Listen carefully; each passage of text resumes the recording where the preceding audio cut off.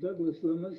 I'm here representing the Okinawa, Ryukyu Okinawa chapter of Veterans for Peace, as we call it, VFP Rock.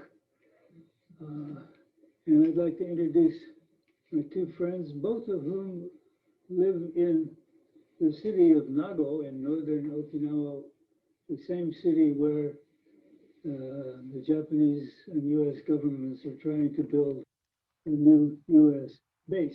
Keiko Yonaha-san and Hideki Yoshikawa-san. Would you like to introduce yourselves? Okay. I'm Keiko Yonaha. I was born in Okinawa and I have been teaching English at University of Okinawa. And I'm going to introduce a brief history of Okinawa today. I'm very happy to participate in this project. Thank you very much. Hi, I'm Hideki Yoshikawa, and I'm a native Okinawan, and I'm excited to be participating in this session. And I'm the international director of the Okinawa Environmental Justice Project, which deals with the environmental issues in relation to U.S. military bases. This webinar will have three parts. Yonaha-san will give a brief history of recent Okinawan events, and Yoshikawa-san will, and I will ask some frequently asked questions, and he will answer them while we look at some pictures. So would you like to begin? Okay. Let me introduce a brief history of Okinawa.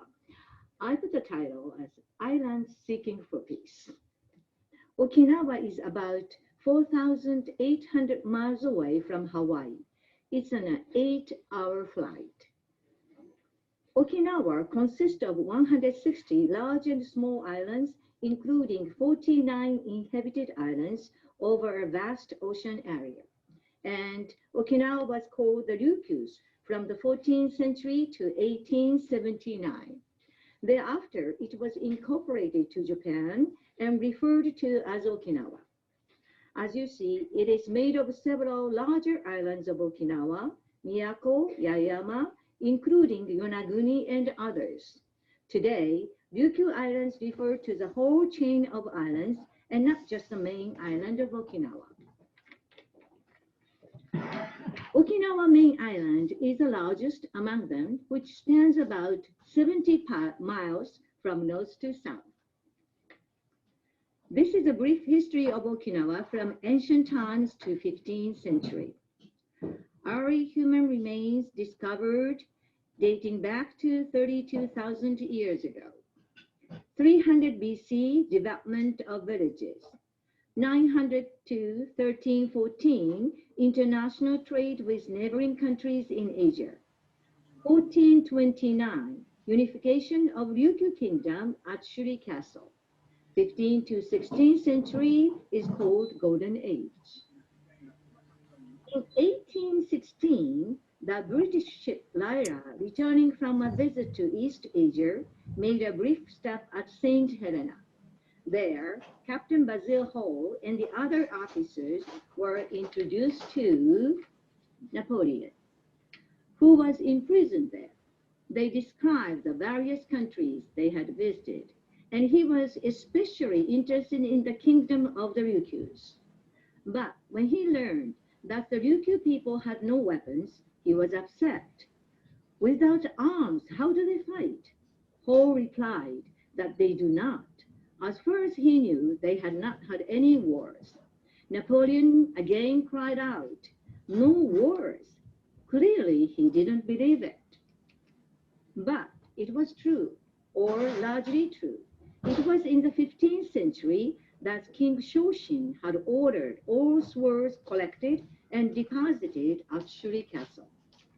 So, when Captain Hall visited, they had enjoyed 4 centuries of peace as Ryukyu Kingdom, flourished by the trade with China and Southeast Asian countries. But this was soon to end. It was 1591.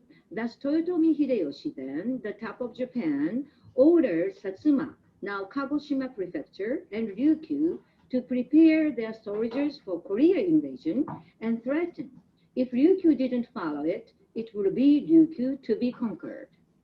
However, Ryukyu didn't prepare soldiers and instead provided the food, but just half of what was requested. もしもーし。あ、入ってます Satsuma よ。顔見えます？さっ Ryukyu's きから入ってます。あ、マキさんが出るのも見えました。私のところに出たとは思いませんでした。 and conquered はいはいはいはい。 1609. Ryukyu Kingdom becomes dependency. In 1879, Japan's new Meiji government, in imitation of the West great powers, began to build an empire. The first step was to annex the Ryukyu Kingdom and reorganize it as Okinawa Prefecture. The Ryukyus appears to China for help, didn't get it, but still refused to accept Japan's demands.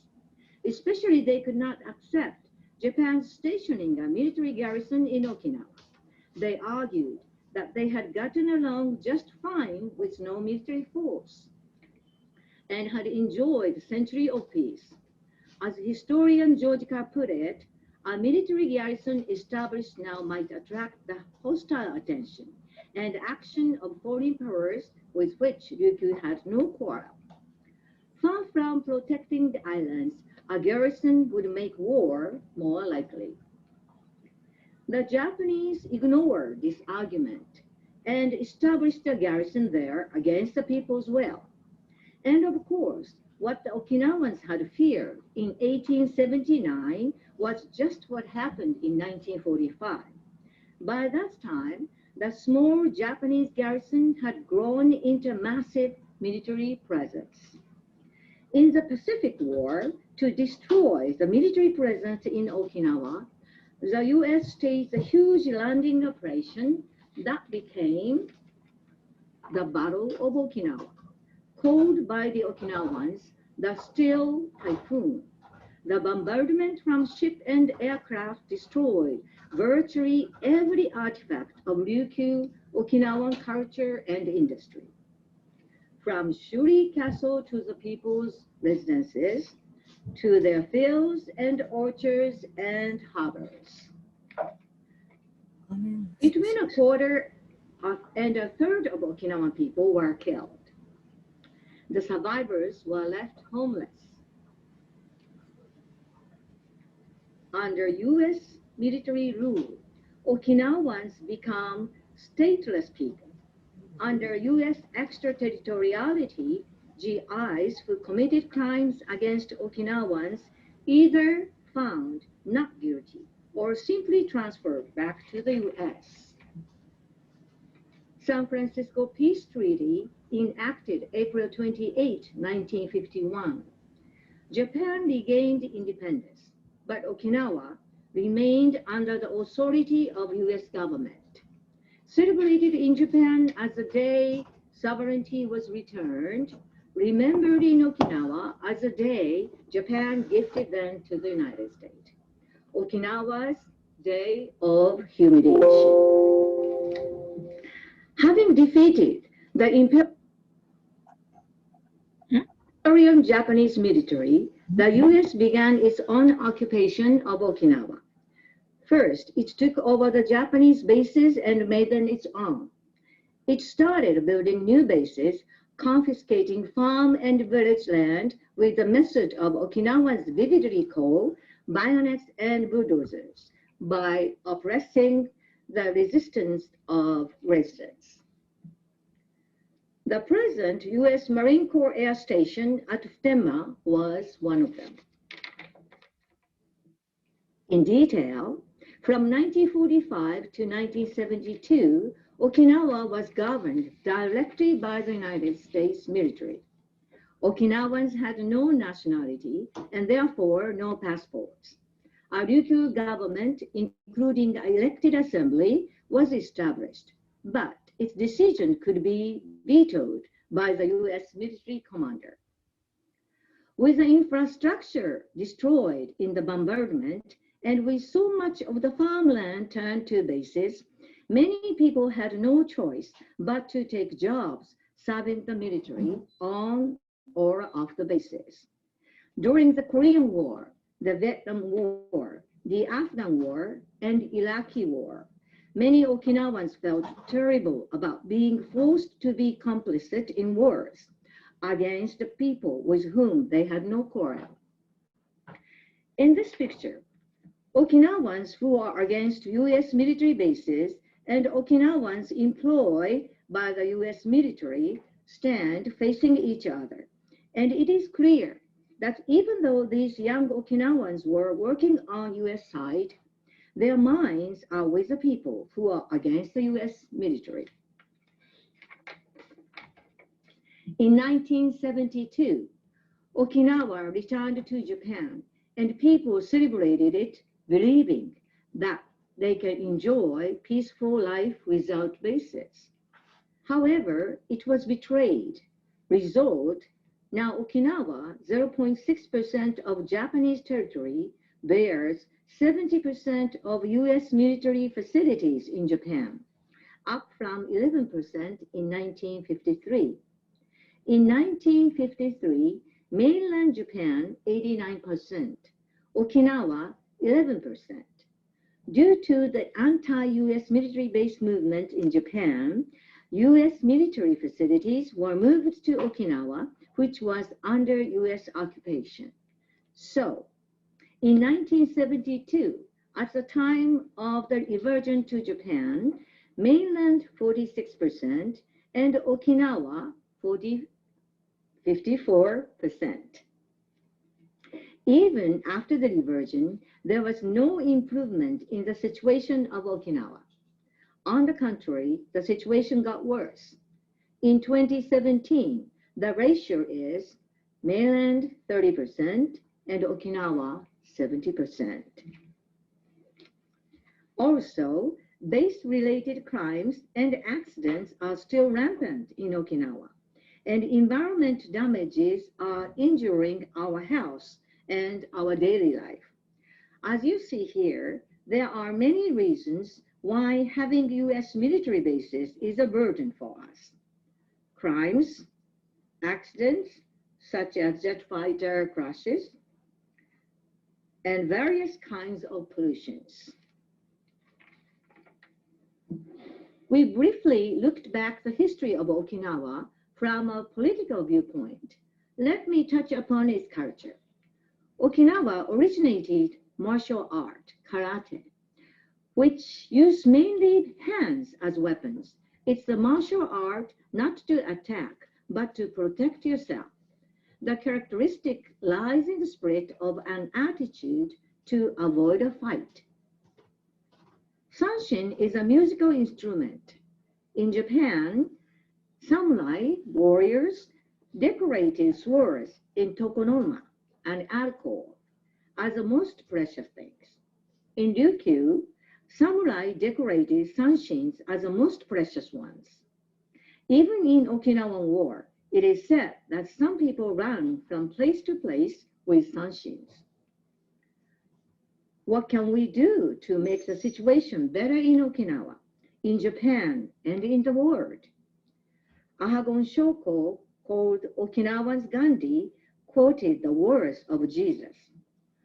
All they who take the sword shall perish with the sword. Then he added these words to fit the rhythm to our times. Countries with military bases invite military destruction. Countries with nuclear weapons invite nuclear destruction. This is a phrase that Okinawan people often use as a slogan for anti-war movement. It came from a word of Ryukyuan King Shotai in a Ryukyuan drama described Japan's forceful incorporation of Ryukyu in 1879. Ryukyu was forced to be incorporated into Japan, closing its history of 500 years as Ryukyu Kingdom. In the drama, to his followers, King Shotai said, "Don't cry over it. War ended, and soon we will have a peace. Life is a treasure." In Okinawan language, Nuchiru Takara. In English, life is a treasure.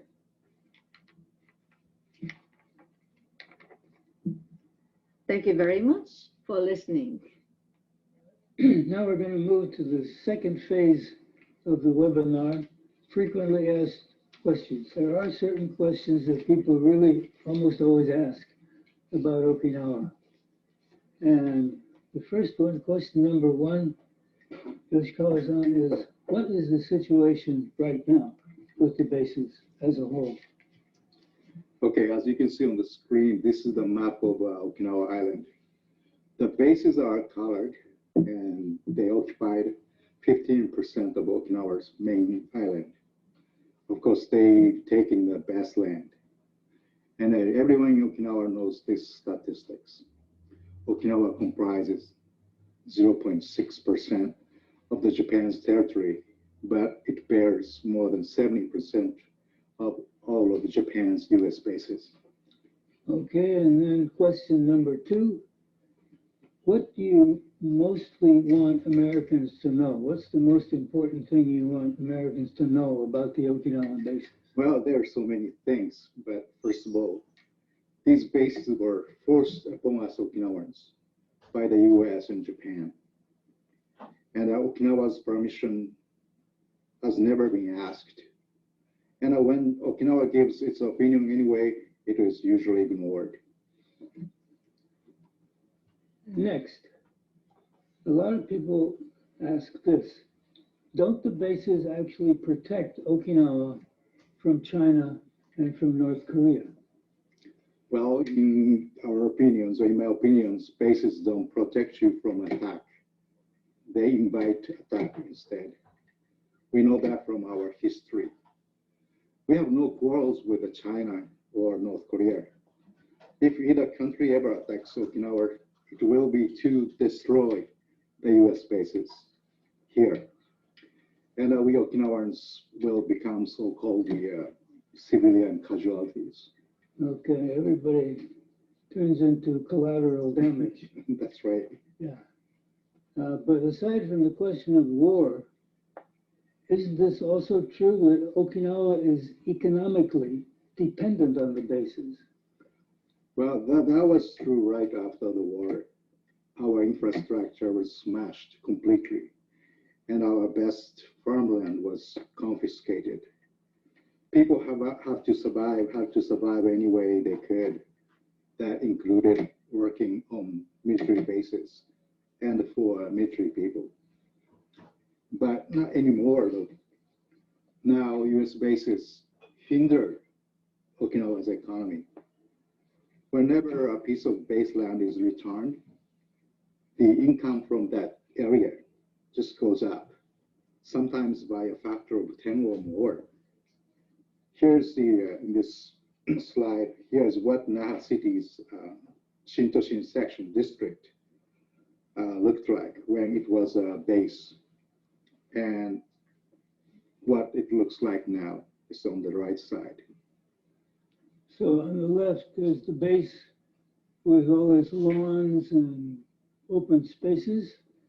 And on the right, there's the present crowded business area. Yeah, crowded. Yeah, that's for sure. Yeah. Okay, over the years, how have the Okinawans been protesting against the bases? Again, in many ways, we've been protesting against the US military bases. But public protest was not unknown in Okinawa before the World War II. There were labor unions and the students' movements in the 1920s and the 1930s. But the anti-base protests we have today began in the 1950s on the small island of Iejima. The US military began confiscating the farmers' land there, again, using the bayonets and the bulldozers.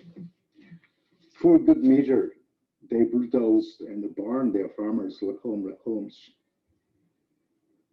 Well, at first, the people thought they could talk to the soldiers, for example, by appealing to their Christianity.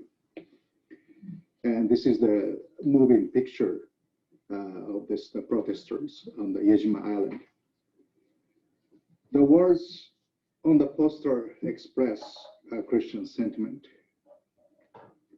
It reads, "To Americans, we must fear to be punished by God.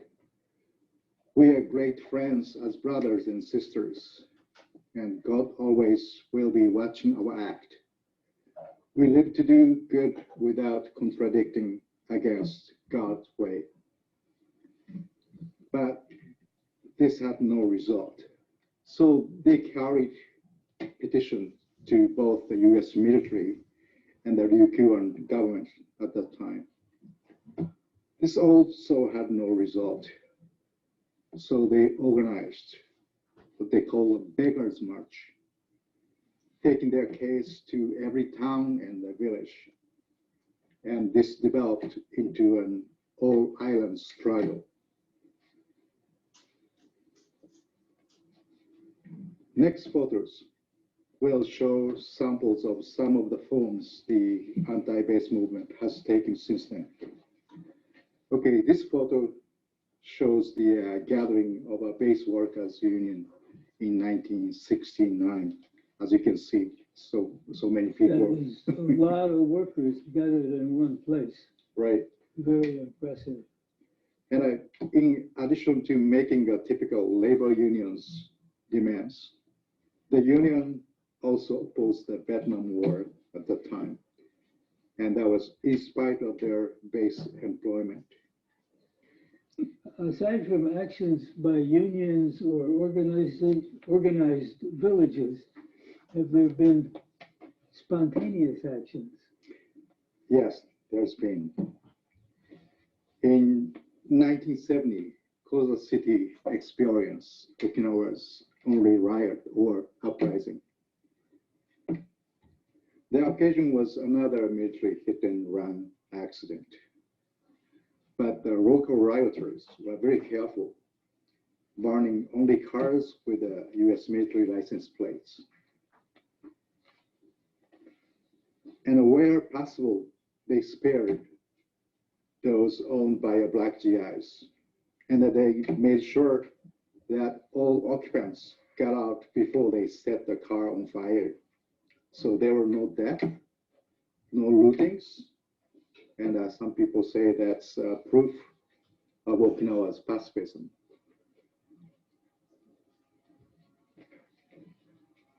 Now, I want to talk about, I want to get off the script for a minute and talk about this slide, which is also, for me, very moving. It's awfully hard to see, but this is a picture of a black GI holding his head in his hands in one hand, and in the other hand, holding a big stick that he's supposed to use to beat up, you would rather call them participants in an uprising rather than rioters, since they followed very strict rules about what to do. But you can see, in those days, there was a strong movement of black GIs, especially in Kadena Airport, some of them sympathetic with the Black Panther movement, very, very sensitive to discrimination, and very much aware that the Okinawans were being discriminated against as they were.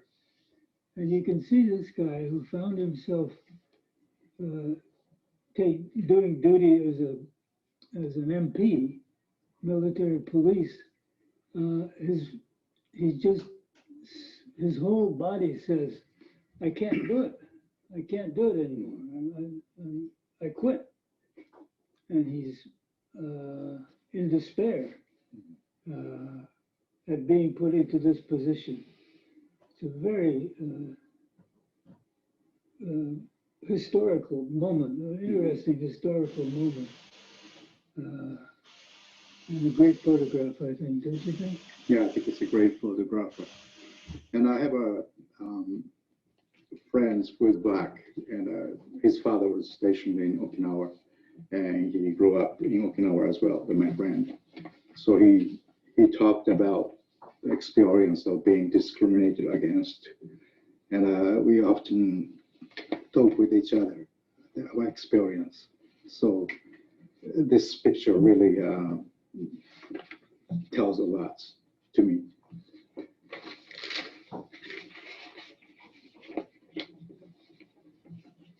And also, please see these photos too. In 1989, the entire population of Onna village rose up. They wanted to stop the construction of an urban warfare training center in their village.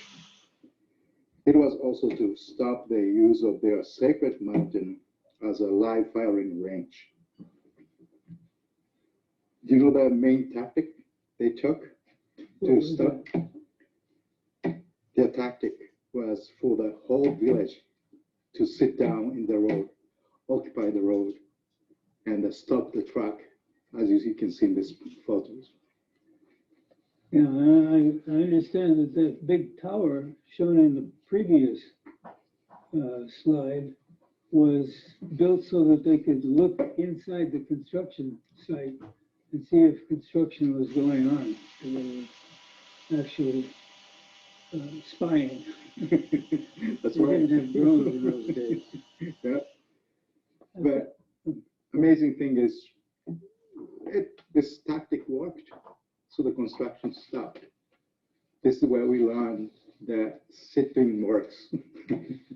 One of the very rare victories in modern Okinawan history. Indeed. And it seems to me that this picture is taken at night.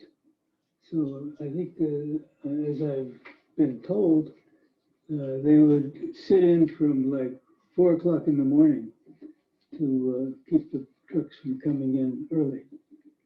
The whole village, men, women, children, everybody. It's amazing. It's a moving picture. Yeah. You don't mean that it's like a movie, you mean it's moving. Yeah, it's moving. Yeah. Doesn't the movement call itself the All Okinawa Movement now? Yes, it does.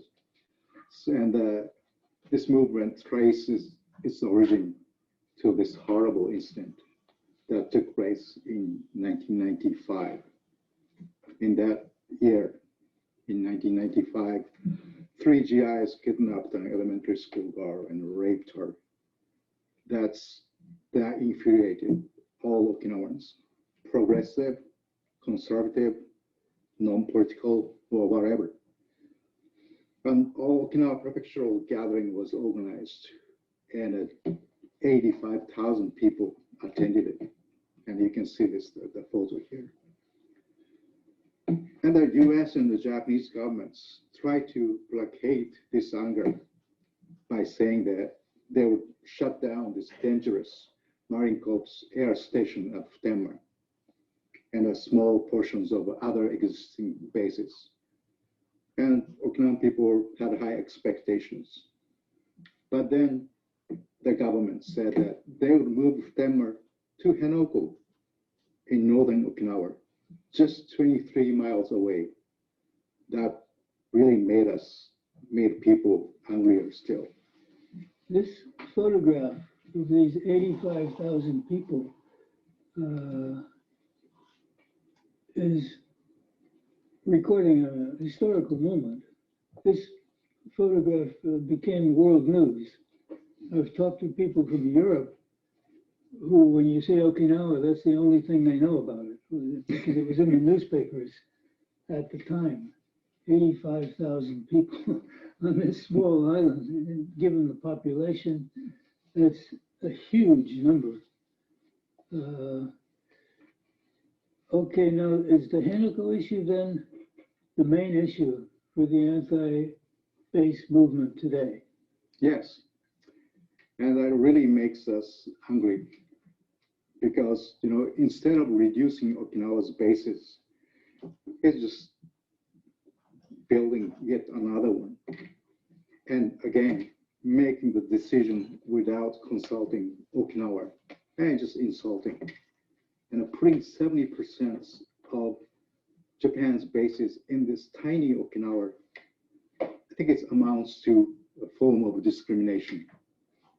And building it at beautiful Ora Bay, that just leads to environmental catastrophe. Okay, how can we be certain that actually, though, a majority, more than 50%, more than half of Okinawans are opposed to the basin?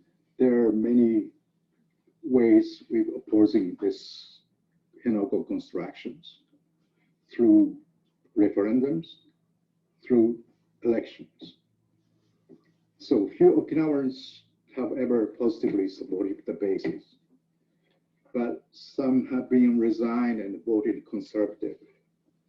But in recent years, there has been a shift from resignations to resistance.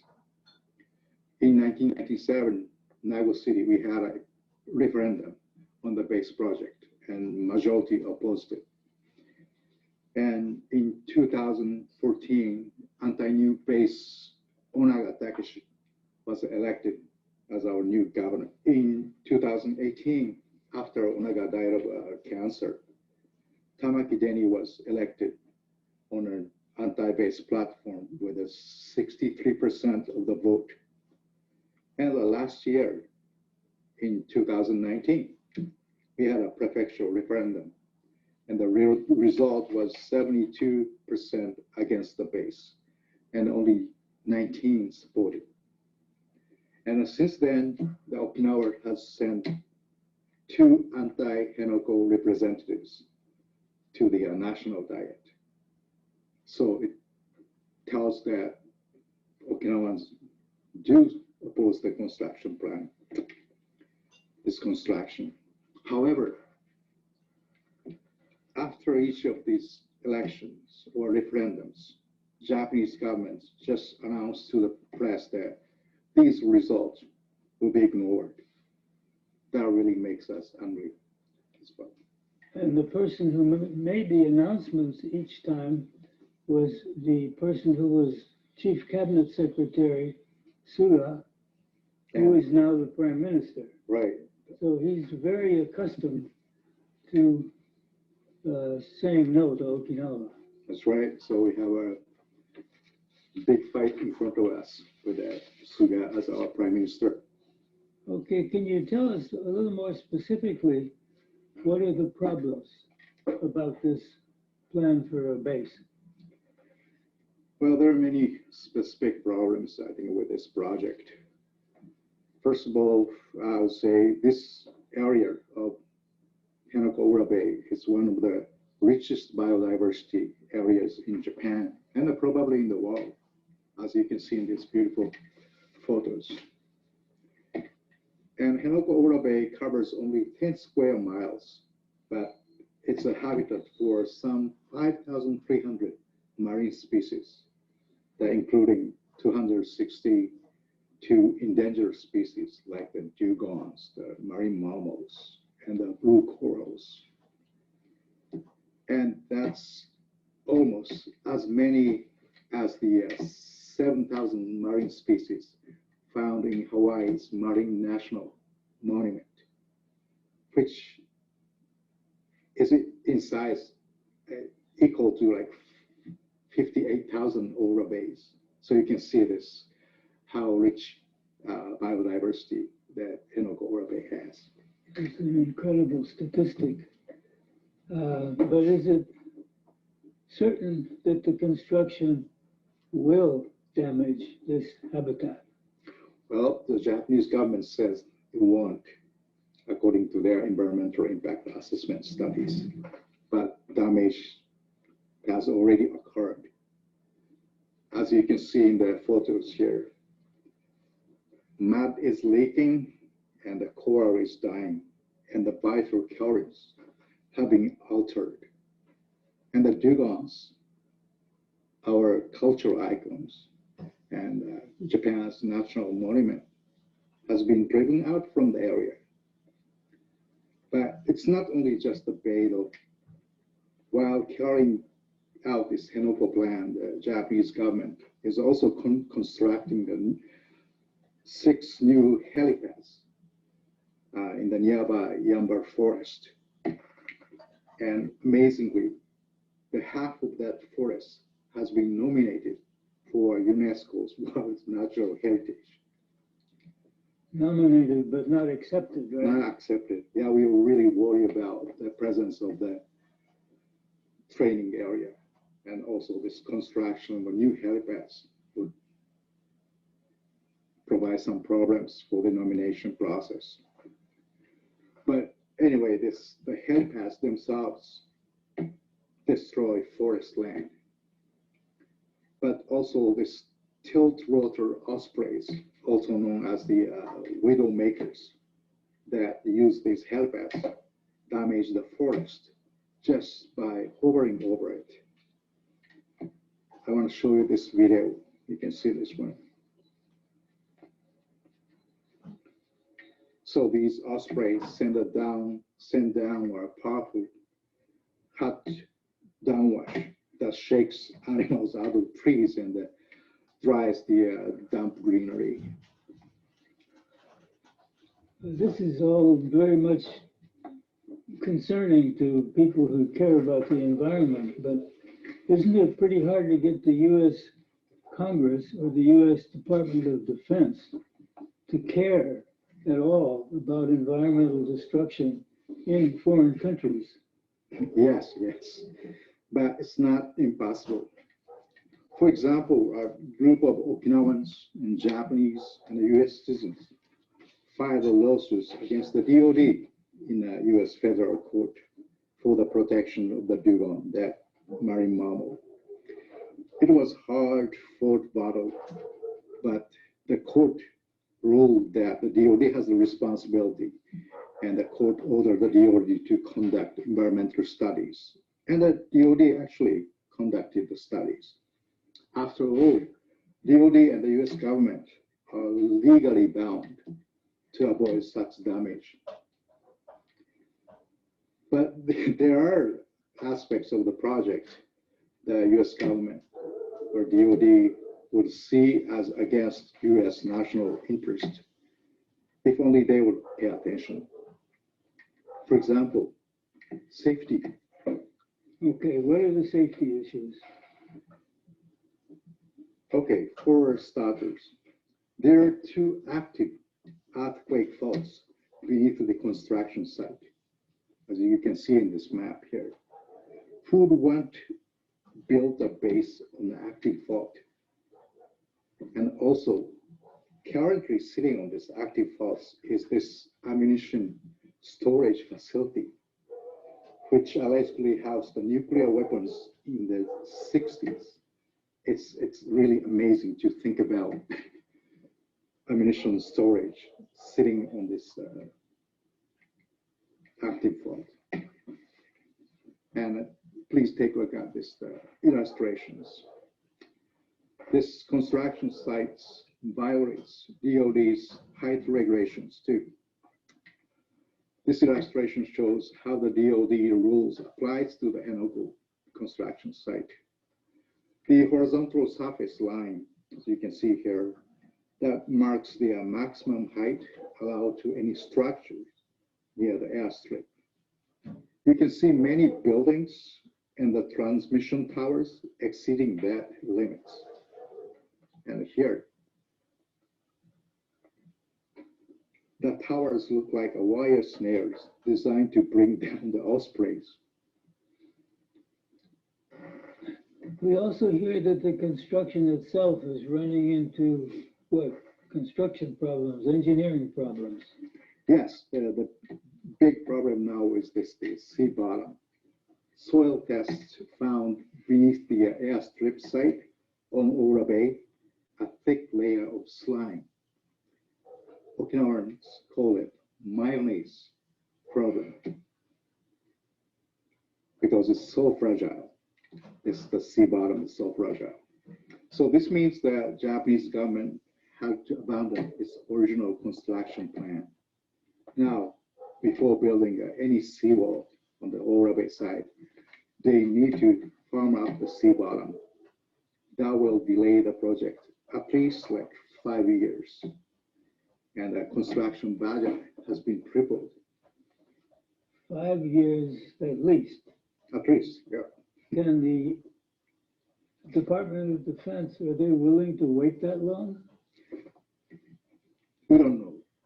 But interesting fact is that DoD wasn't told about it, this Mayonaise Lake, the sea bottom.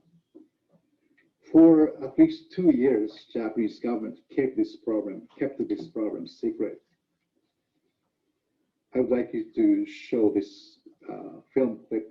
In the film clip, you will see Admiral Harry Harris, then Commander U.S. Forces Pacific, and he's reporting to the Senate Armed Service Committee in 2016.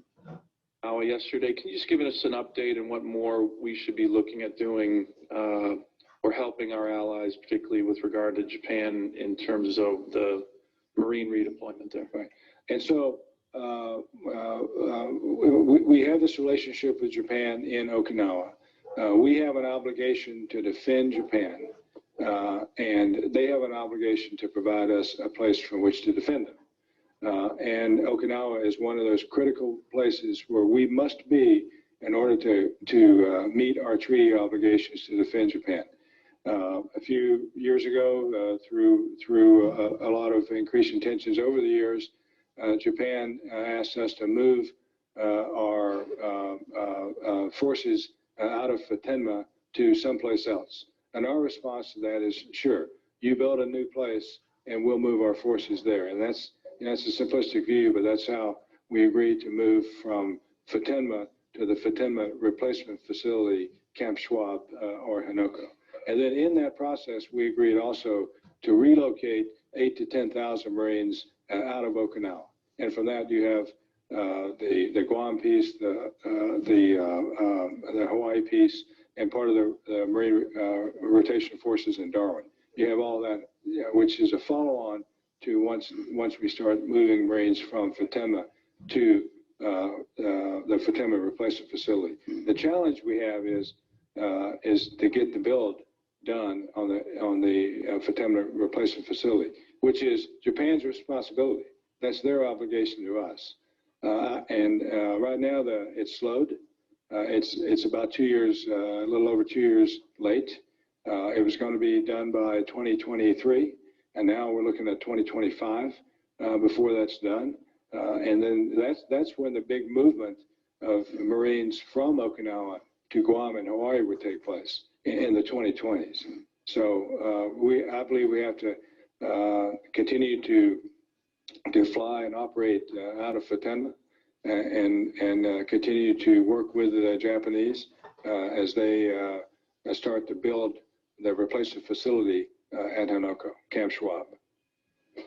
So as you can see in the video here clip, so Harris is fighting irritation and he tells that committee that Hanoko project has been delayed 2 years to 2025. At the time Harris spoke, the Japanese government already knew that target would be 10 years later than that, around 2035. But it seems the Japanese government hadn't told him. I can imagine this tough guy, Admiral, how irritated that must have made him when he found out that he hadn't been given the truth. But the next question is, do they really have a method for turning slime or mayonnaise into a firm seabed? Well, sort of what they say they have. They're going to use different methods, but they emphasize that they use this sand compaction pile method. So according to this method, you drill holes into the slime and pour in sand and pound it with pile drivers.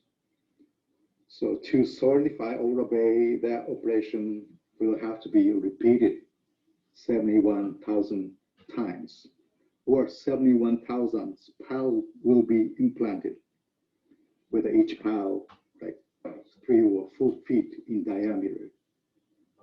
No, you must have gotten that number wrong. You must want to say 7,100 times, right? No, 71,000 times. 71,000 Times.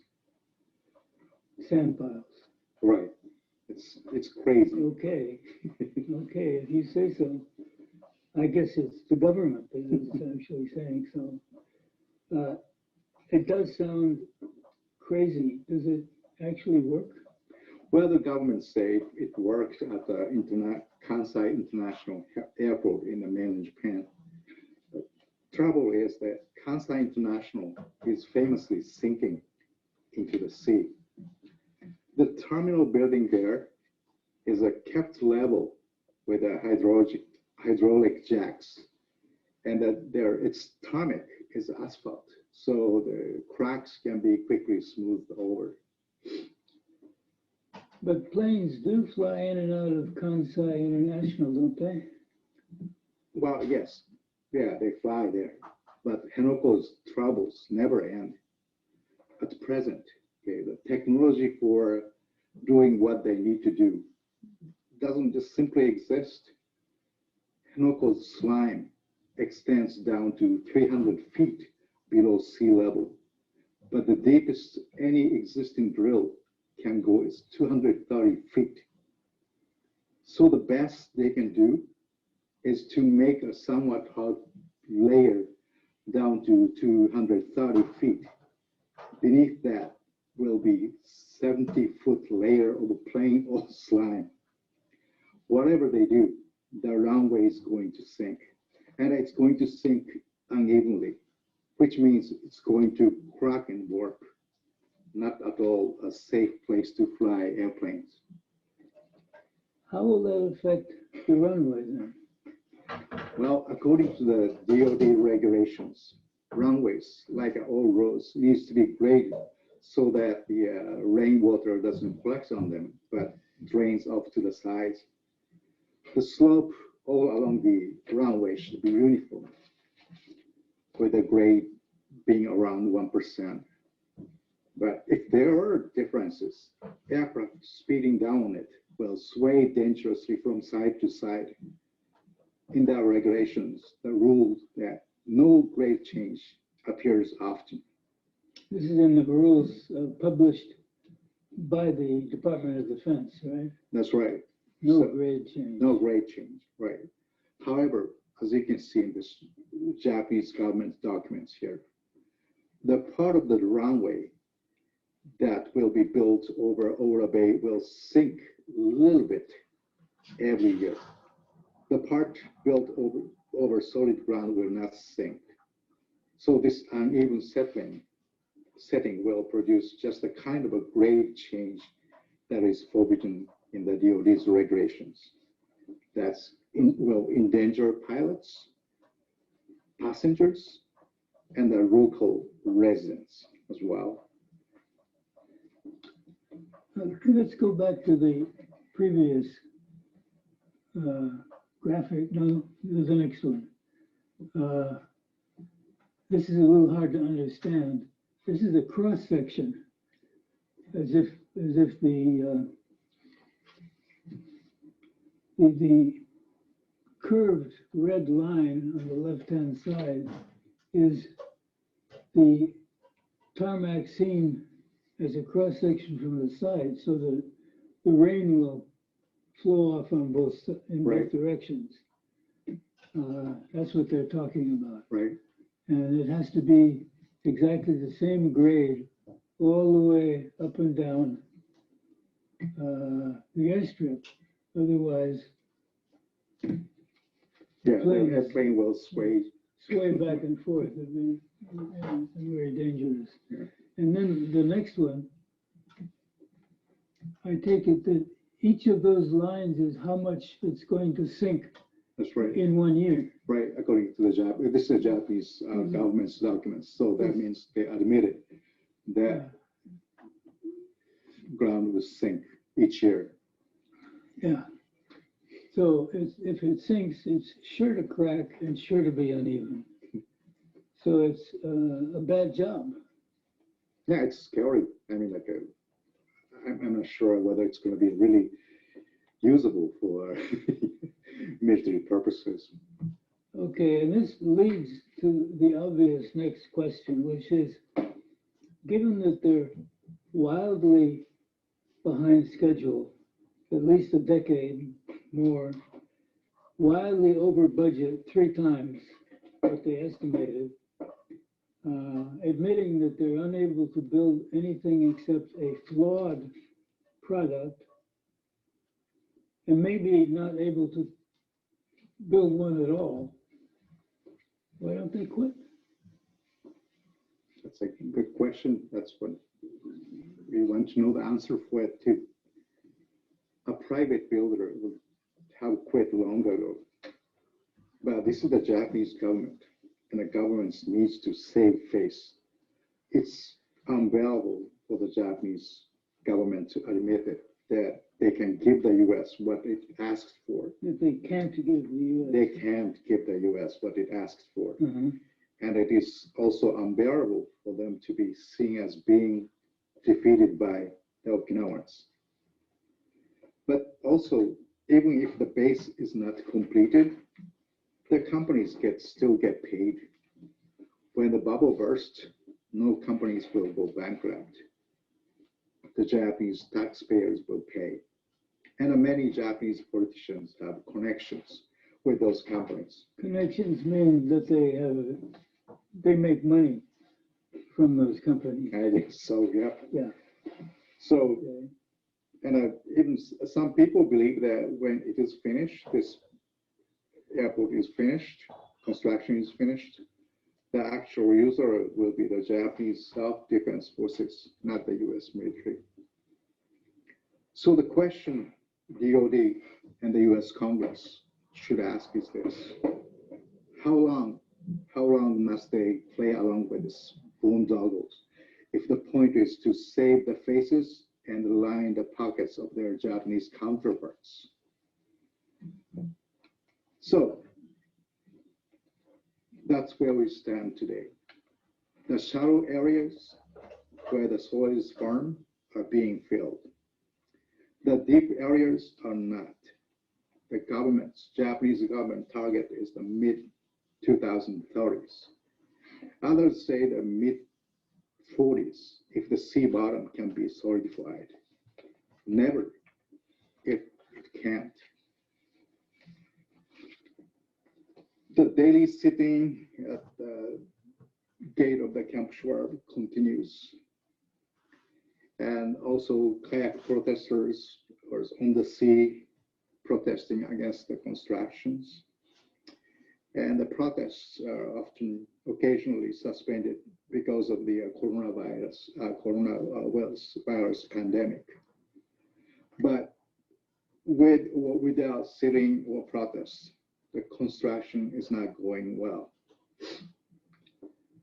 All right, and the last question is, what can people do in the U.S. that might be helpful to the Okinawans? It's a great question, and I would say many things. Of course, we hope that you will pass on the information to people you know, and you can contact your congresspersons to direct their attention to these issues. But also, I understand the Veterans for Peace ROC is carrying out a more targeted campaign. Given this engineering problems, Veterans for Peace ROC believes that US can be persuaded that it's in the national interest to give this project up. There are some members of Congress who hold that view.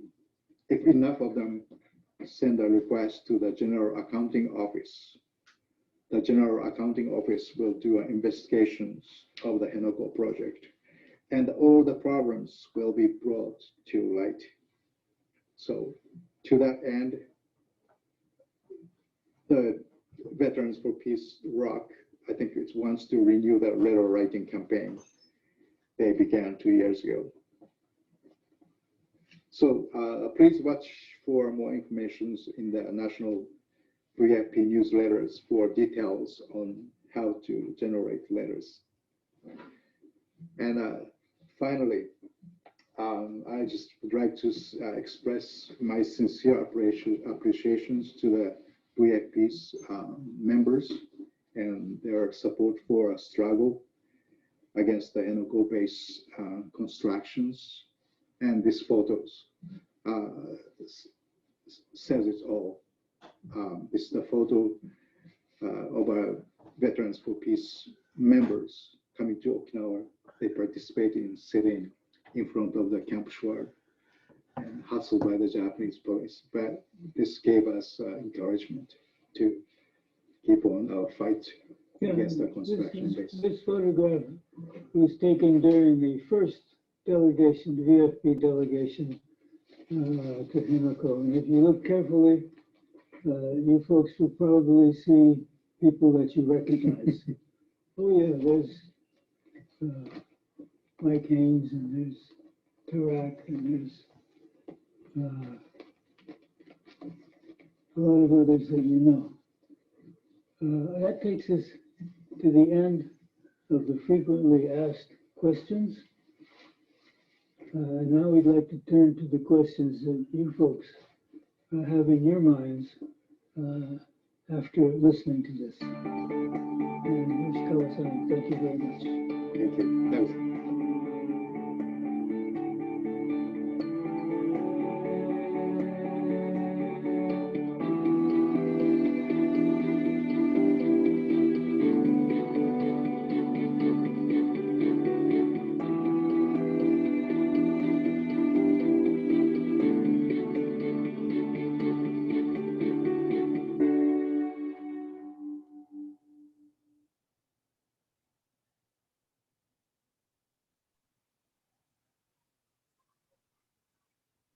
Aisai Gusio, Chu Wanabira. Aloha mai kako. Is anyone here out there hearing me? Yes. I can hear you. Okay, all right, because I can't hear all the participants or see them. Forgive me, my name is Pete Shimazaki Doctor. I'm one of the co-founders of Veterans for Peace ROC. That is the Ryukyu Okinawa chapter, Kokusai, or international, as well as the VFP Hawaii Oahu chapter, rather, 113, among other organizations. I was asked to help moderate this end portion, so bear with me as we get this going.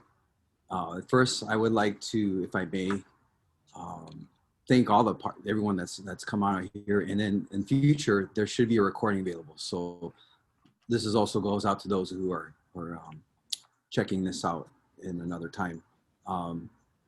Like to acknowledge, also where I'm speaking from. I am speaking from Kapai Aino Hawaii'ne, the Hawaiian nation that is currently occupied by the U.S. And its military, much like Ryukyu or Okinawa. If I could just introduce our panelists here who will take your questions, and a friendly reminder, if you have a question you would like the panelists to address, to please put it in the Q&A box. If you put it in the chat, please type it back in the Q&A if you want. Otherwise, we'll assume the questions in the chat are yundaku, conversation. So if I may, on our panel today, we have Kishi Yoshikawa-san, or Max, very well-known, famous activist in Okinawa, and architect, and a member of this Okinawa Peace Movement, environmental movement for quite a long time. And he's joined up. Right, Onige Sabira. And we also have and actually mute, if you could have the mute, perhaps. Okay, perhaps I'll just introduce everyone and we take the questions. Okay, next we have Yonaha Keiko Sensei. He's a linguistic educator at Mayo University in Okinawa and a member of the Japanese Association of Poets. Shout out to poets, playwrights, editors, and so forth. And we also have Yoshikawa Hideki, and also very well-known voice of for peace in Okinawa. He's an anthropologist and resident in his hometown in Nago as well. He teaches currently at Mayo University and Udai, Ryukyu University, and the international director of the Save the Dugong Campaign Center, director of the Okinawa Environmental Justice Project. Does a great blog for those following ecological issues on there. And probably should announce him first. You know, I did this wrong. I tried to do it by age. And that is, of course, Doug Loomis, former Marine, 68 and 71. And also one of the coordinator for the Veterans for Peace at Ryukyu chapter, and author of several books on this subject here. I'd like to stop talking so we can hear you folks address some of these questions, if I may. And the questions will just be open. If you feel you want to take it. And if someone could please translate, onegaishimasu. So the first question I'm taking up, and this is in no particular order. I'm sorry, it's in first come, first served order. That's what it is, okay. As someone in the US of North America, what are some actionable ways that we can support Okinawans? How can we turn up the heat? Thank you, Cheryl Harrison, for asking that. So again, what can people do? And I think this is specific to the US. They said North America, so Canadians, Mexicans too, I suppose. Pass that on to the panel.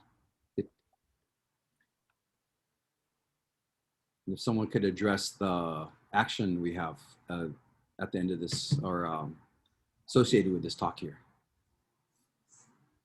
Oh, and we're supposed to type the answer, huh?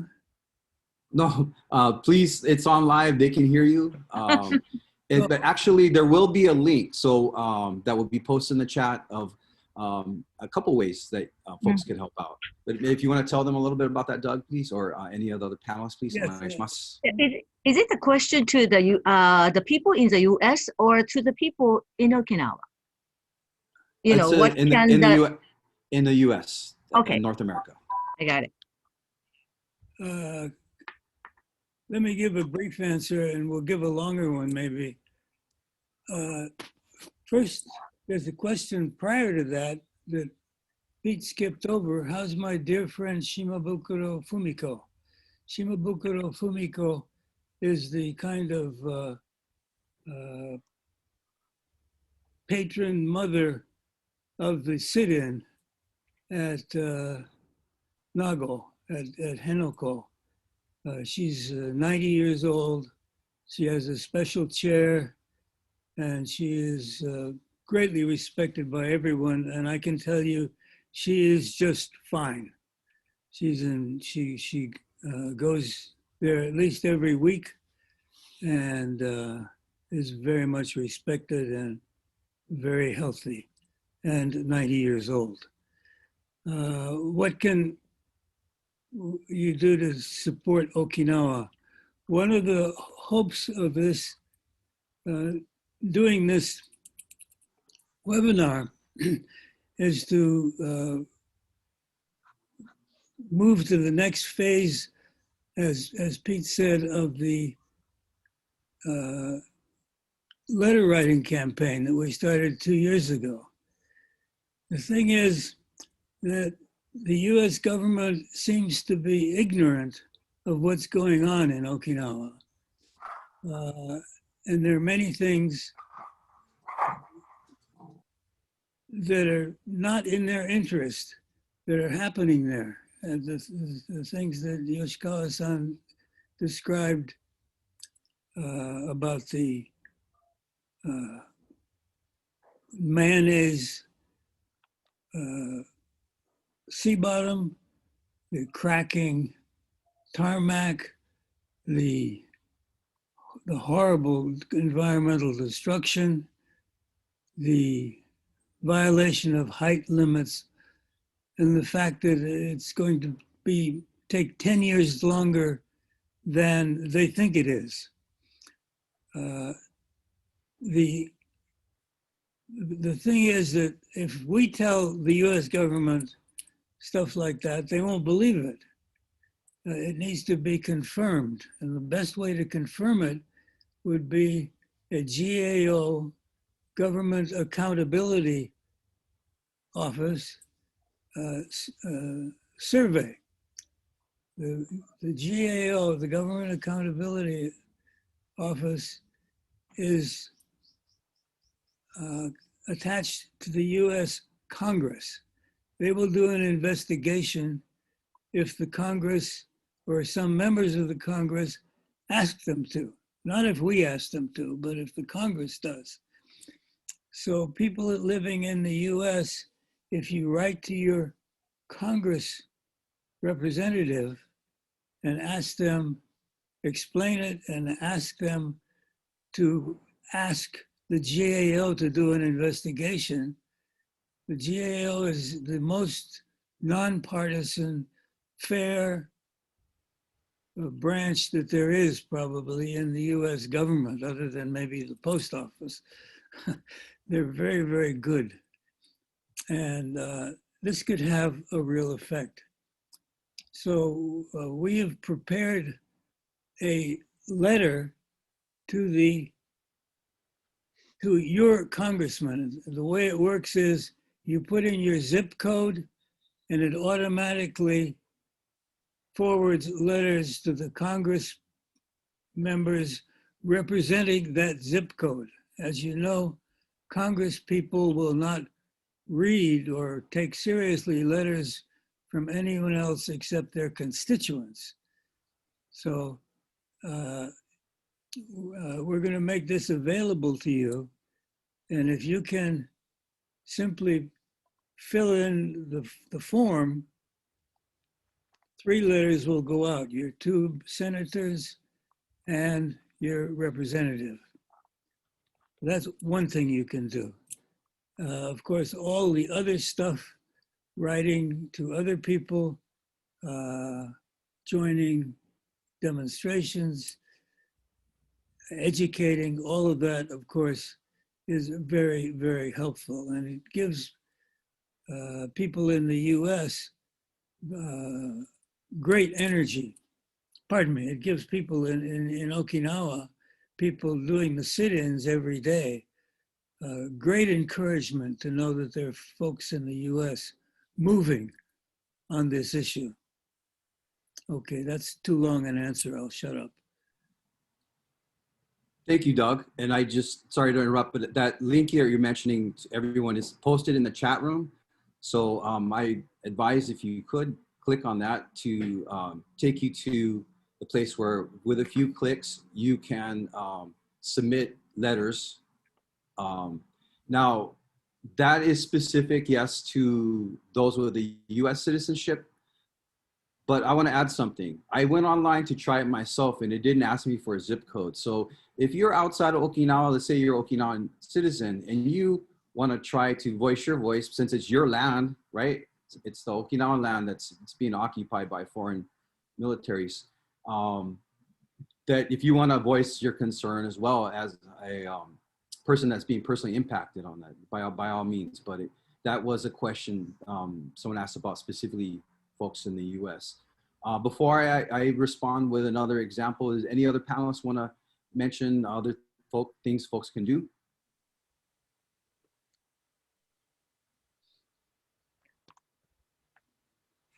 Maki-san, 質問は I'm going to translate for Maki-san who needs an interpreter.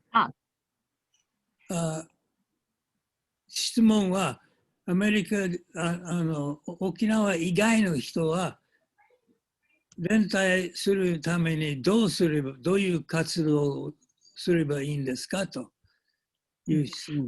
僕はその手紙の話をしたんだけれども、他に。Dougさん Yeah.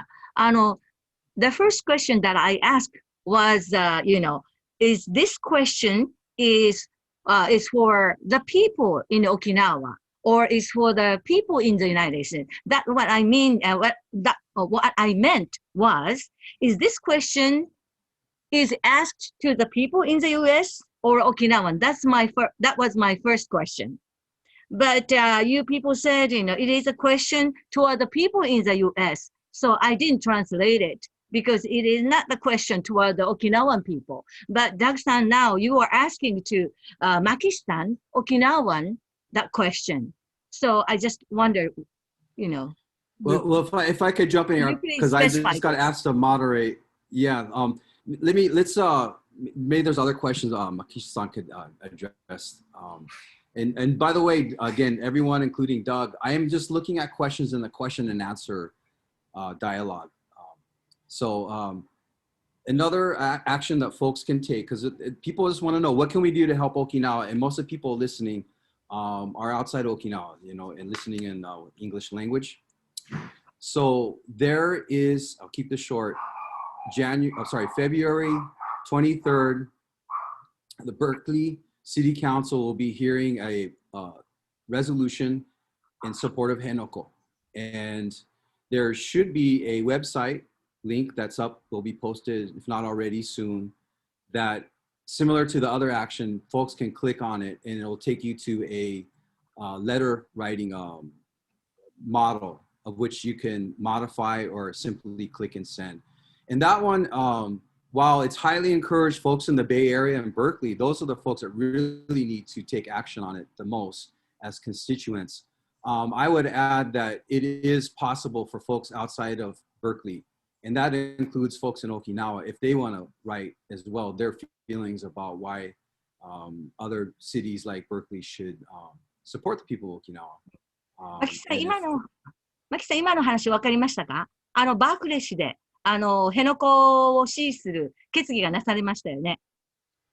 はい。そういうような決議が、どんどんバークレー市以外のですね、海岸、ところでね、なされれば、これはかなりいい力になるんじゃないかという話をちょっと今してます。はい。Okay, so if I could take up... マキさんの声は今聞こえないんですので、ミュートになってて聞こえませんけど、何か言いたいことが。はい。じゃあ僕の方から、アメリカの人々、特に軍隊の人々にとって沖縄はキーストーン・オブ・ザ・パシフィックと呼んでいます。で、僕たち沖縄の僕なんかはキーストーン・オブ・ピースになりたいんですよ。Even though the U.S. military people call Okinawa a keystone of Pacific. However, we Okinawan would like to be a keystone of peace. Did you hear? Can you hear? Yes. Peter-san? Okay, that's what he said. Okay. 第二次世界大戦で沖縄は戦場になりました。その戦場の経験を持っているので、殺し合うためのキーストーンではなくて、平和のためのキーストーンになりたいと切に願っています。We Okinawan and to be our keystone of peace, not a keystone to kill each other. Since we already experienced the civil Okinawan war. Did you hear? Yeah, okay. Yeah. I don't know if I could jump in here because we have like limited time and we have a lot of questions. So I don't think it's the intention that every single panelist is going to be able to respond to every single question. So like I said, I just like... どんどん質問に行きましょうね。時間がないですので。Right. So in fact, I might have to... So let me get to the questions. So next question is, do you find connections with Japan anti-pollution civil movements like Minamata disease related movement?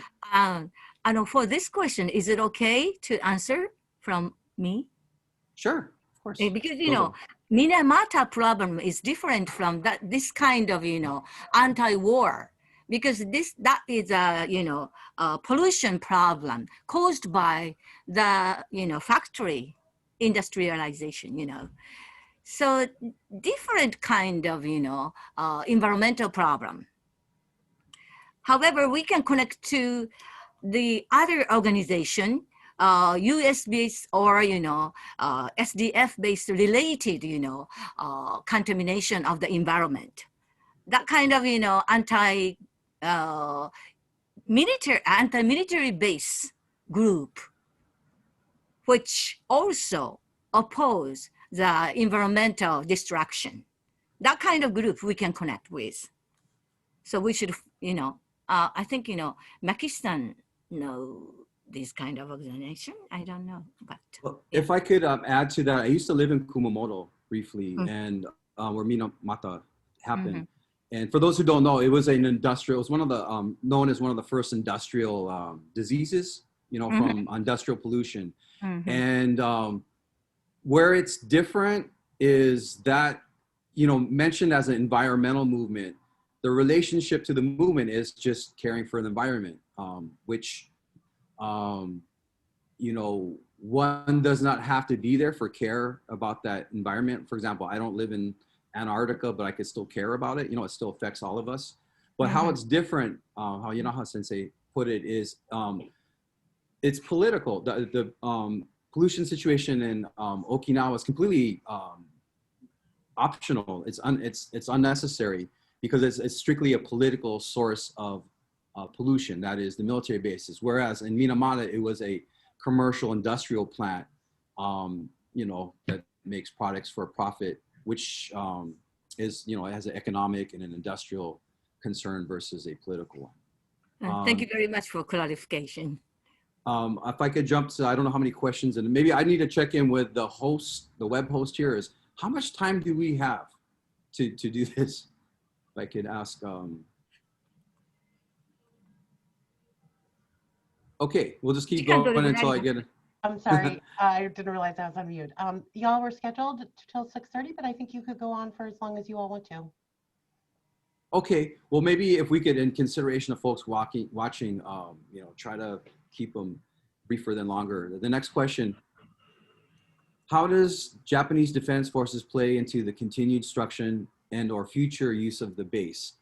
What perceived value does this have for them? So this is a question about the self-defense forces and their future use of the bases. Excellent question.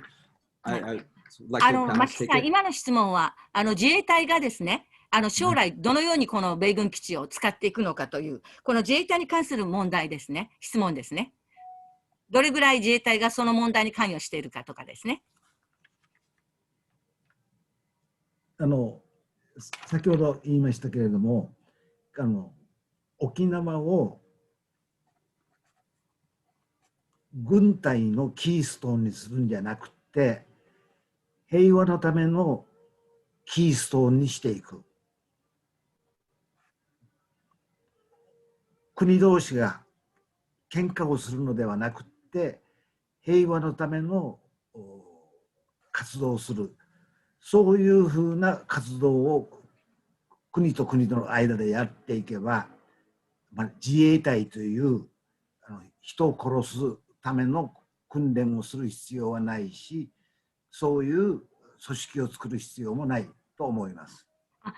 これ今の質問はですね、特に自衛隊に焦点を当ててるんですね。先ほど辺野古が自衛隊と米軍と共同して使うということももう合意されたってことも発表されてますし、これからの自衛隊の軍事に関する関与というか、沖縄の基地の自衛隊との共同使用についての問題ですね。どういうふうに共同使用という共に使うというのを軍隊人殺しをするための共同使用ではなくて、国と国が仲良くするための共同使用、そうなってほしいと切に思います。He wishes it should be not for the cooperation, for the military action, but for the peace action. I mean the cooperation of US military and SDF. It should move toward the kind of, peace, direction to the peace, not towards the military action together. ピート、わかりましたか？ However, we found that, there was agreement between Japanese government and U.S. government that they are going to use, the SDF and U.S. military are going to use the Henoko military base together. And I think, mainly the focus is shifting to the use of SDF now. That's why Japanese government is so earnest to keep on going, that's kind of, construction, regardless of mayonnaise type of, soil. Great. Maybe we can do this too as maybe limit the number of people who respond to the question so we get a chance to all the questions. So next question I have up. So this is a question about the opinion of Yamatunchu, the Japanese nationals, on their opinion and what percentage oppose the presence of U.S. bases. If maybe someone who hasn't spoken want to address that? はい。これ本土の人からの質問ですけども、何%の人が今、米軍基地に反対してますか？およそ 70% 以上です。Yeah, more than 70%, roughly. Okay, just to be clear, the question was not about Uchinanchu, Okinawans. The question was about Yamatunchu. Sorry. Do we have... Not okay, from Yamatunchu, to the people in Yamatunchu. Okay, for the what percent of Yamatunchu people are against the U.S. military base? Correct, and maybe for the viewers that aren't clear, this question could be confusing if you don't have this back knowledge that Okinawans are indigenous people and Japanese are a newer settler. 日本の何%の人たちが米軍基地に反対してますかって。Are you kind of mentioning, U.S. military base, especially in Okinawa or in all Japan? The question didn't specify. So it means, what percentage of, mainlanders are against the U.S. military base? Not specified in Okinawa, but all the U.S. military base, right? In general, I suppose. In general, okay. 特に沖縄に限らずですね、アメリカ軍基地に対して何%の本土の人たちが反対してますか？これ、秀樹さんでもいいんじゃないですか？吉川さん、でもいいですし、牧さん。はい、吉川さんいきます。はい。Okay. Thank you for the question. This is a great question. I think there's like a consensus on the mainland Japanese, on the part of the mainland Japanese. They support the U.S.-Japan's alliance, this agreement. But at the same time, these people in mainland Japanese, the people in mainland Japan, they don't really have their own experiences of having military bases on their backyard.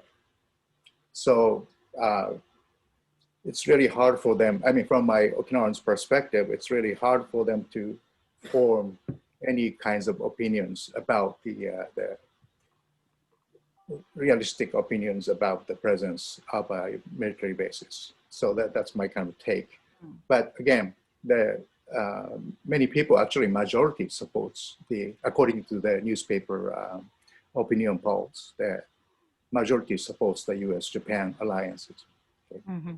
But So I think it's really different from the having... cannot tell the percentage, but majority means more than 50 or 60. According to the mainland, newspapers. According to his opinion. Yeah, opinion polls. Okay, thanks. And I'm gonna come in with the next question and just try to get the most for everyone. So this one has some background on it. Let me see if I can just tease out the question. It has to do about, oh, okay, sorry, I thought it was about the self-defense force space. Okay, I see it. Sorry, if folks could put their questions like concisely. Okay, the question is about, sorry, there's like a couple different points here. Okay, the question is about, I don't say rumors, but comments coming out of the strategic international studies that suggests that Henoko will not be finished as planned. So, you know, according to the timetable that Japan keeps propagating to everyone, including the US and the military. So could someone take that question about this? I know Doug, maybe Doug or someone else could talk about this on the US end about concerns that actually the base not actually come together in time. マキシさん、今の質問は、辺野古はもう完成されないんじゃないかというような話をよく聞きますが、それについてどうですかということで、ダグさんに聞いてます。はい。I translated. Okay. Go, please. Yeah, there's, as we said in the video, there are things against the U.S. interest going on in Henoko as well. It isn't just a question of sympathy for the Okinawans, that you try to take that to the U.S. government and it has no effect. But the fact that the thing has been delayed, the fact that it's going to be a flawed piece of construction, if it gets done at all, the fact that it's going to be dangerous because it violates height limits, things like that. Plus, I think the thing that bothers them the most is that they're 20 years behind, and it looks like they're going to be another 15 years before they get it done, if they can get it done at all, and it's not clear that they can. At some point, a rational government planner thinking of the interest of the Department of Defense is going to say, to hell with this. We give it up.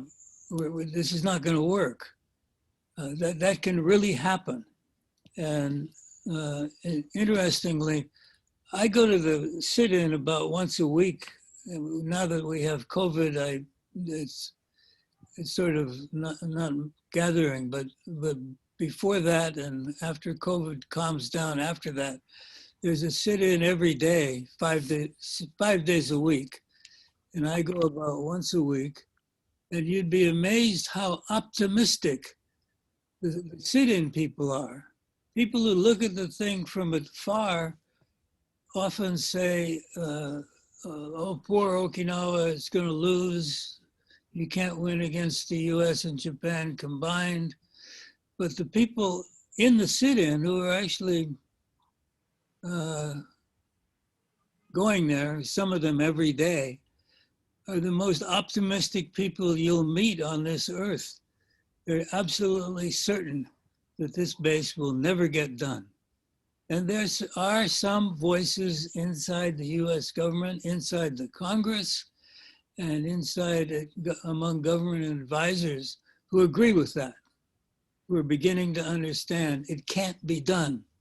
It's a crazy boondoggle, and it's rational planning to give it up and find something else. So people are optimistic. Thank you, Doug. You actually addressed a couple questions there. Oh, I'm sorry, Hideki-san, dozo. Yeah, just I want to add a little bit. So this CSIS report, that was very good report. And I hope this is the beginning. It's a sign that governments and also think tanks now realizing, as Doug talked about, this project is almost impossible. It will take forever, even if they want to complete. So, and it takes like 10 more years, 20 more years. I don't think it can be considered as a sort of a strategic project, even from a military standpoint, even from the military standpoint of view. Thank you. And I will go on to the next question. There was a comment too that I think it's informative to the panel as well and to myself. It's my understanding, Colleen, if you could confirm that, or actually the ROC team, that this will have subtitles in Japanese later? Did I understand or misunderstand that? Yes, it'll have subtitles later. Okay, so for that matter, then someone asked about the amount of Japanese happening in this presentation. If maybe we can not silence those voices per se, but minimize them, because there will be some more translation added, honyaku, later. So to keep that in mind, because I don't know we'll be able to translate every single thing here. And I want to do justice to some of these questions and people's time out there. So thanks for everyone's patience. And again, a reminder per the last questions, that there is an action folks can take, the letter campaign. So check the chat for that. And to anyone that may have lost hope that there's any chance of any changes, just a friendly reminder that it was in the last Defense Authorization Act that there was finally, for the first time in record in US government, that acknowledged that there was, quote, environmental and humanitarian issues in Okinawa. And that's the first time ever the US government has acknowledged these issues, because up until then, it's always been like, it's a Okinawa, it's a domestic problem. Japan just keeps telling us how to feel on it. And now, because of people's asking questions, putting pressure on US representatives, this isn't in fact having some impact. So the next question, again, I don't want to do any favoritism, so I'll just go in order here, is a general broader question about the Okinawan peace movement. Because it's, as folks know here, it's been going on for decades. US occupation, 75 years old, and Japanese occupied in 1870s. So the question is, how has the movement changed over time? For example, with international support, Japanese government attitudes, Japanese general public. I guess some of this question has been addressed, but maybe what are some of the biggest challenges? I'll leave that on that question, because this question, some of the panelists have already been answering about in terms of the spirit, the unbreakable spirit in Okinawa and so forth. So perhaps if anyone wants to talk about any big challenges right now. はい、マキさんいませんね。はいはい。はい。はいで今の問題はですね、沖縄の反基地運動の変化、例えば国際社会のサポートなりですね、日本政府の姿勢なりですね、今沖縄が直面している最大の問題は何ですかということですね。こういう反戦あるいは反基地運動に関して。沖縄と沖縄に置いているアメリカ政府、そのアメリカ政府に直接沖縄の声を届ける、そういうルートを作らなきゃいけないと思います。The problem that he think is how to find the route to send our Okinawans' voice to the U.S. government directly.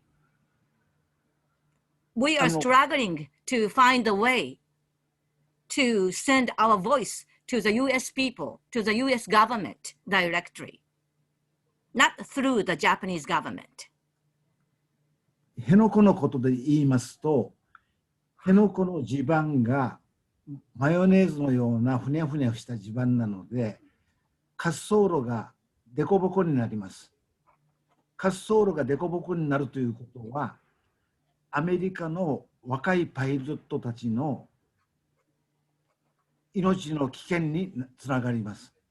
そういうことを直接アメリカの皆さんに伝えたい。Yeah. We'd like to directly appeal how dangerous, runaway will be with that fragile soil.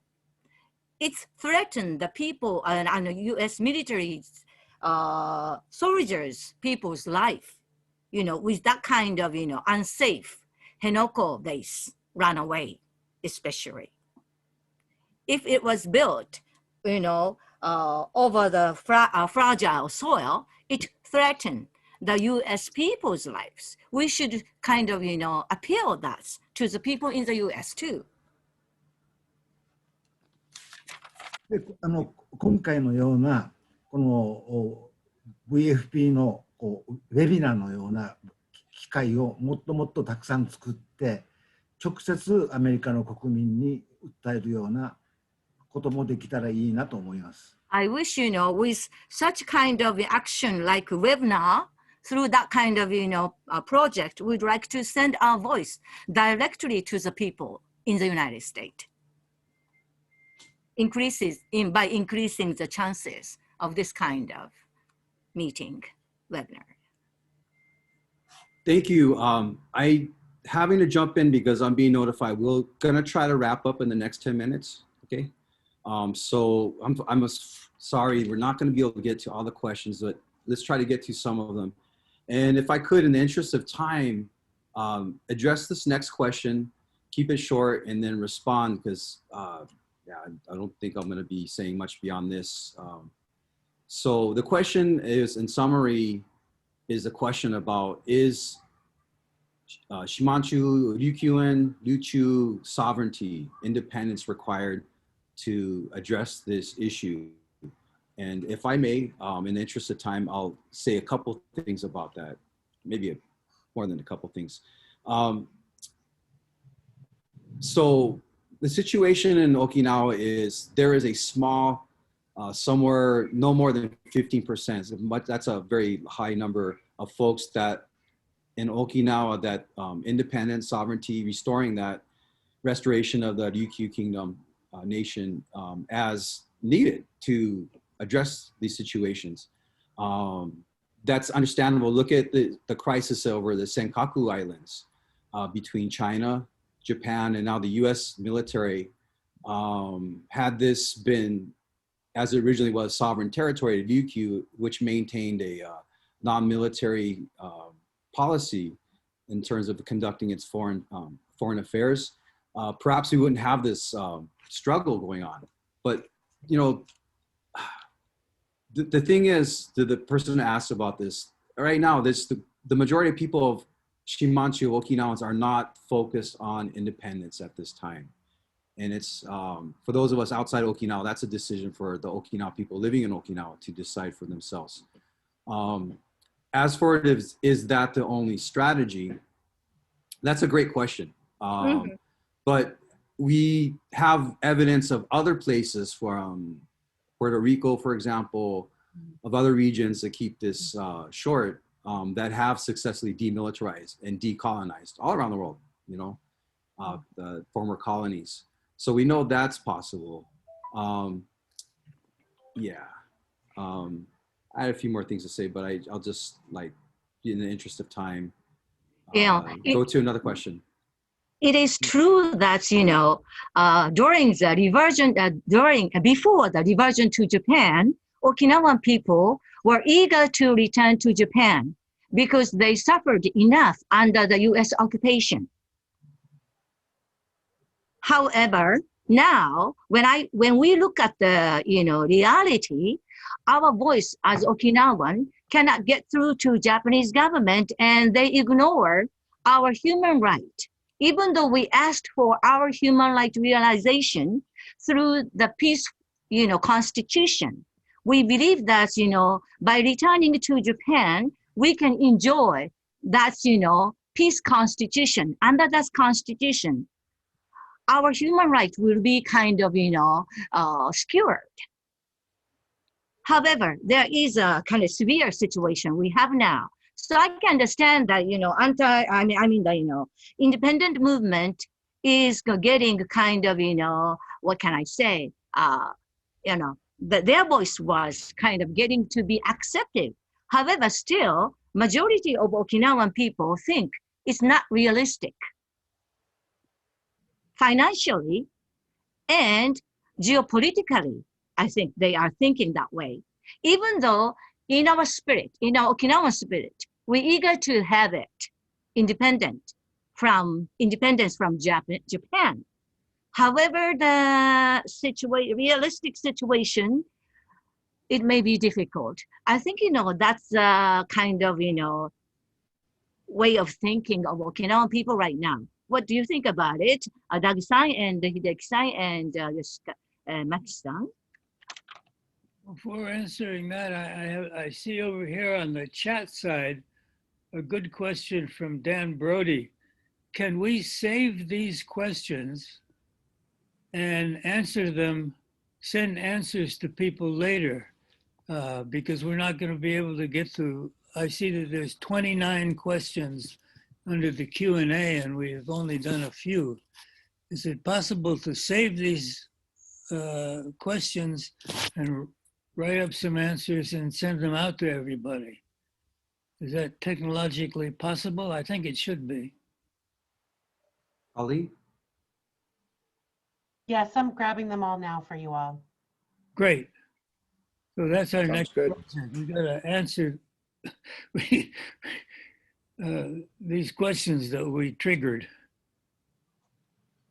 Yeah. Sorry. With the minutes that we have, does anyone feel compelled to respond, or should we go on?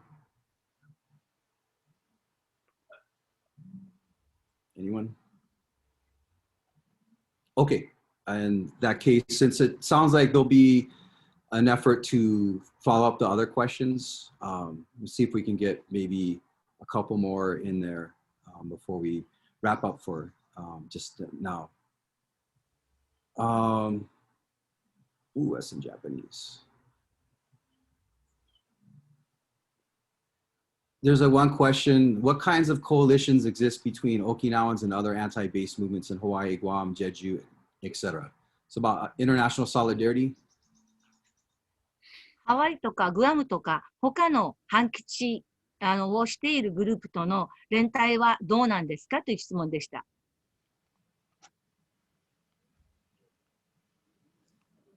Okay, Hideki, I can give my answers to that questions.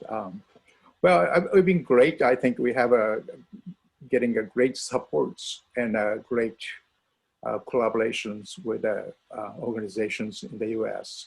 Yeah, VFP, of course.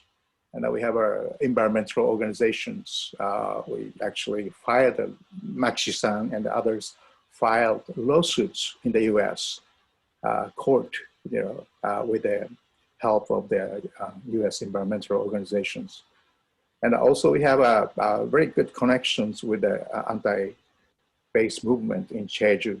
And I myself was able to go there once, and I also had a meeting or conference together with the people from the Jeju. So there's lots of very exciting collaborations going on, but we need more for sure. And I also would like to add that, Okinawan people in Hawaii are also very supportive to anti-U.S. military base, movement, and included other problems in Okinawa. Thank you. I had to make a quick correction. Someone corrected me in saying that Puerto Rico is still colonized. I absolutely agree. I was referring more to Vieques and some of that brave work those folks did there to stop some of the bombing over there. And in fact, came to Okinawa. I get to meet them there in solidarity. I don't know if we can probably maybe take one more question. Wanted to kind of also address a point that hasn't been so addressed when the questions come up around Okinawa, and it is an issue of security. And that's often the word that those that enable and make apologies for the base concentration in Okinawa, they use this word security. So I want to address that because Okinawa has the same concern. The difference is we're talking about security, we're talking human security, not national security. The difference is, of course, human security is just preserving life. Nuchidu takara, it's a strong Okinawan value. But national security is an economic, it's a political definition of security. It's not a matter of not only is the US government not listening to Okinawans, it's not listening to its own citizens, African Americans, transgender folks, and other folks that have been facing a lot of oppression in their own country as citizens. So as we love it, what happens domestically is happening internationally. As people know, there's a lot of concerns now with China. And I think it's important to look at this context in terms of what would be true security for Okinawa. War hasn't been security. It's led to killing almost a third of its people, and it continues to poison the people of Okinawa. The narrative about this competition around Senkaku and Okinawa is a narrative that's constructed by bigger empires. It's not a narrative constructed from Okinawa, because those that know the history know that Okinawa was sovereign, independent, and was able to expand its economic trade and well-being through its relationships with other countries, and not dependent on a standing military to provide its security. Of course, that changed when Japan and then later United States colonized and militarized it. You know, the thing is, historically, China recognized, and Okinawa did have a recognition. Now, Hideki-san and I might disagree on this. I'm not totally crazy about the Chinese government, in particular its human rights record, you know, Tibet, Uyghur folks, and even its treatment of its own workers, for that matter, in the environment. But, you know, I have to recognize that the Chinese are already in Okinawa, or at least they were prior to the pandemic. There are so many Chinese tourists in Okinawa, shopping, buying everything on site, right? And that was, I would say, providing more security, like in terms of relationships between countries, than pointing weapons at each other. And because in the end, war is not a long-term strategy or solution. We can look at the military occupation Korea. Has that brought peace to the border? No, the standing military has only continued military tensions for decades. It has not resolved the problem. And we know that now because we have missiles firing over Japan and aimed at Hawaii and so forth. The other thing I want to just put in a context is, some folks may know that recently, days ago, there was yet another incident where a Marine has been, the charge is indecent assault against a local civilian. And my question to those folks that support military bases is, how many Okinawans have been mugged, raped, harmed in some criminal way by Chinese soldiers or Russian soldiers, etc.? The answer is none, you know. But if you ask how many have been either personally threatened or poisoned or threatened by falling aircraft parts, like on the schools in Futema, Yeah. how, you know, that's happening every day, and that threat is there every day. And so when people are measuring out how do we bring security, we have to look at the state of insecurity that Okinawans have been living now for with decades. So sorry for speaking a little bit more, but that's just trying to address some of these other questions here in the column that we're not going to get to all of them. But again, we are going to make sure that this is available again for viewing, and we'll see about answering some of those questions. And before folks leave, make sure that you have the information about the 2 actions. That's one at Veterans for Peace, the letter writing campaign that Veterans for Peace and ROC chapters are coordinating together, as well as the one for Berkeley City Council. If you could do that before February 22nd, I think 222, as a deadline to get those letters in.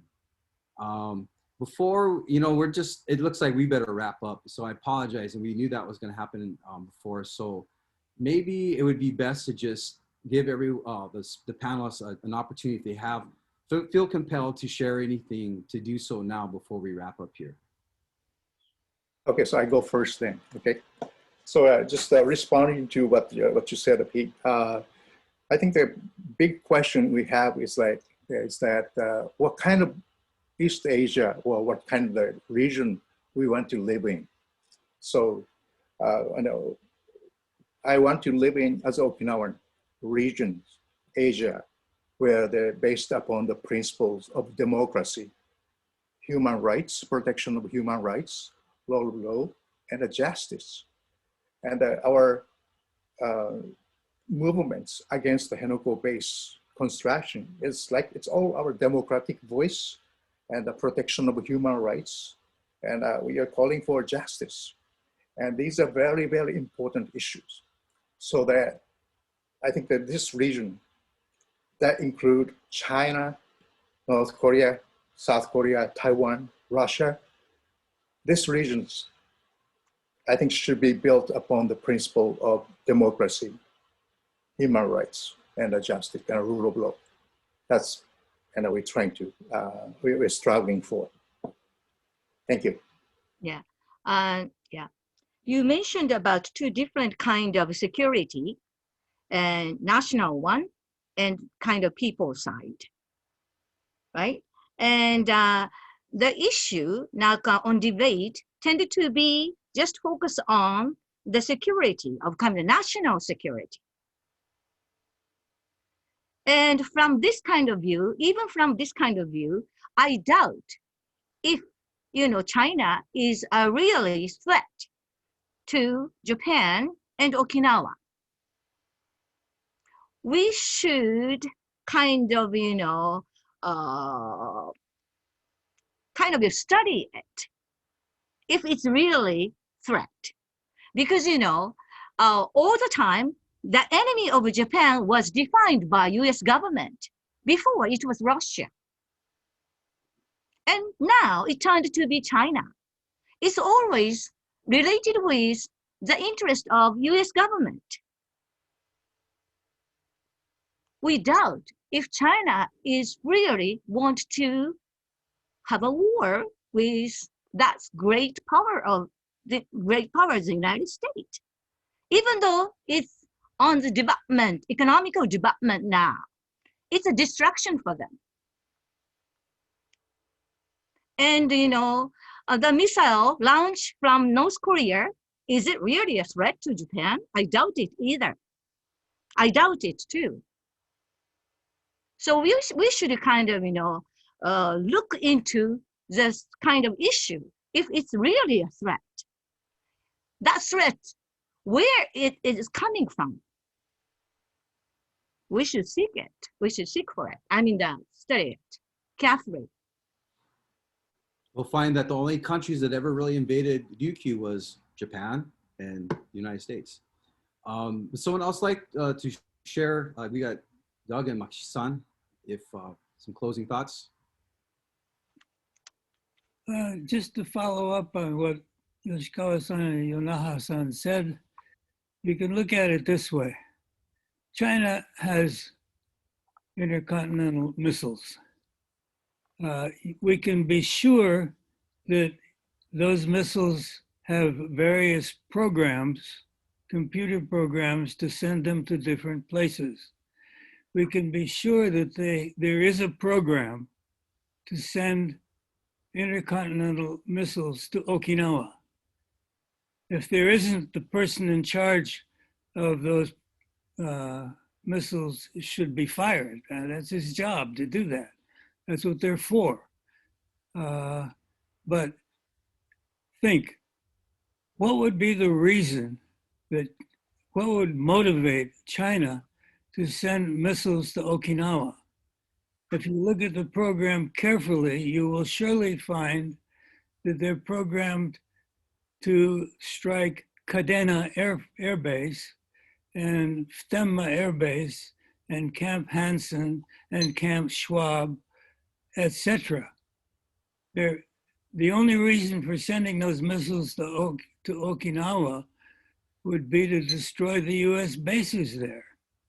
So what is there about those bases that makes residents in Okinawa feel safe? It doesn't. I don't feel safe at all. Every time the tensions go up, I remember that depending on the wind and the weather, where those missiles actually land might be on top of the house I'm sitting in right now. It's clear and present danger because of the bases. So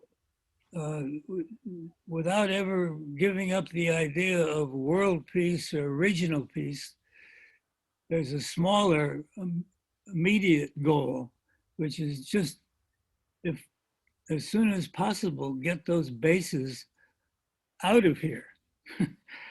And then let's talk about world peace. Yeah.